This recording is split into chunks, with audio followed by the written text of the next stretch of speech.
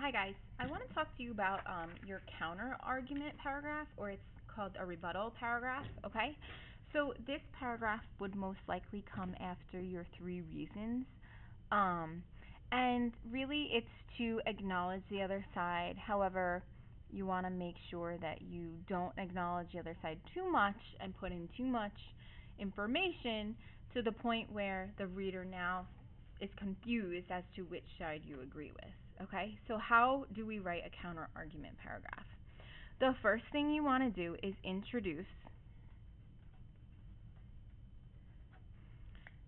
the opposing side's argument. Okay, so how do you do that? You use words or transitional phrases like some might believe, opponents argue or claim, opponents state. On the other hand, it has been argued, it has been claimed, it has been stated, or some critics argue, claim, or state. Okay, so you start off with a sentence discussing why the other side might feel the way they feel. Okay, that would be basically your first sentence. Then, after you do that, okay, you want to go back to your side, okay, and think about a quote or a phrase from a text, which would be like an expert, okay. So like a resource, like a source, something you found online, an article, okay. And you want to find evidence to prove your side. So can you paraphrase? Sorry, that's what I mean by phrase. I mean paraphrase. So you can either find a quote or paraphrase a chunk that is going to prove why you believe what you believe in. Now, this has to be something different from what you put in your three reasons. You might have to do more research, or you might have enough where, like, for example, if you go back to your folders and you find that there was something that you didn't use, you could possibly use it in this paragraph, okay? It's kind of up to you on how or what you decide to put in it, but it has to prove your point. When you do this sentence, okay, you want to make sure you include the author's name or the source that it came from. And by doing that, you can state the title of the article or like the website. Like, so if it came from CNN.com, you can say like an article from CNN.com and explain that evidence, okay? The next thing you want to do, so now that you have a quote or paraphrase, you want to back it up. How do you back it up? So you need to explain a little bit more, okay?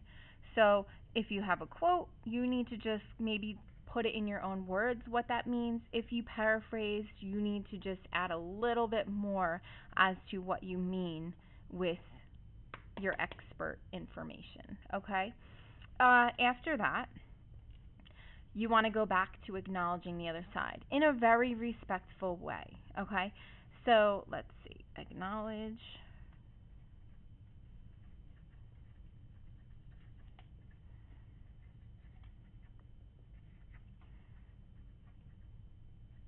Okay, and I have transitional phrases that you can use as well, and that's in a sheet that you will get. It'll outline everything you need to put in it, okay? And the last thing you need to do is a rebuttal sentence.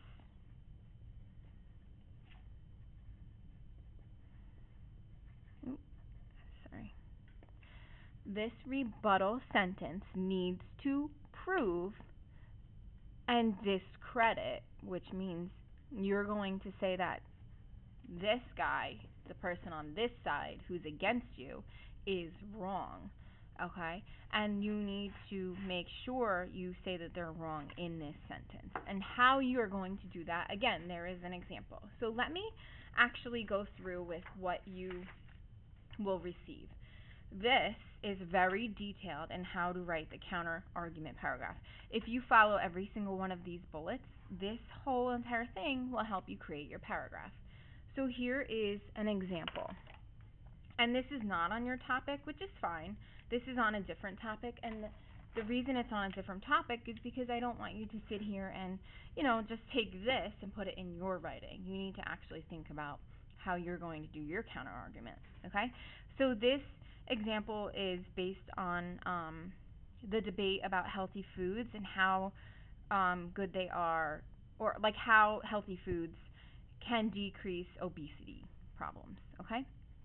Let me read this. This is the introduction sentence. There is widespread belief that just simply making fresh, healthy foods available would help decrease rates of obesity and health problems. So I am introducing the opposite side. Okay? That's the first thing I did. Although this may be true, the Christian Century points out that making healthy food available isn't good enough. People need to acquire the habit of eating well. Such habits are learned in families and communities. Why am I highlighting that? Because if I go back up here, this is very important. That is the quote from the expert that I found, or that this person found, and they inserted into their paragraph. That's exactly what you want to do.